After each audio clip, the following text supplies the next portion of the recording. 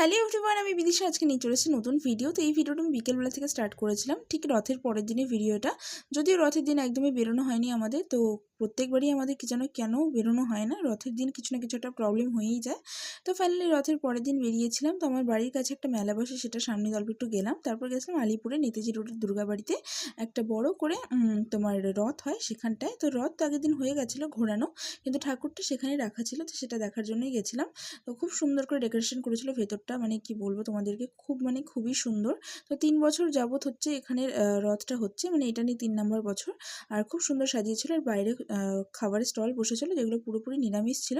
তো ওখান থেকে অল্প খাওয়া দাওয়া করলাম। আর ওর সেদিন প্রচণ্ড পরিমাণ মাথা ব্যথা হচ্ছিলো, প্রচণ্ড খিদাও পাচ্ছিল, সে কারণে চিকেন রোলে গিয়ে একটু খাওয়া দাওয়া করলাম। যাই হোক, ওখানে খাওয়া দাওয়া করে তারপর বাড়ি ফিরেছিলাম। তো আমরা অর্ডার করেছিলাম হচ্ছে একটা পনির চিজ মোগলাই, আর অর্ডার করেছিলাম দুটো কি বলবো কোল্ড ড্রিঙ্কস। যাই হোক, প্রচণ্ড টেস্টি ছিল। আর দিনটা এইভাবে এন্ড করলাম। Bye bye.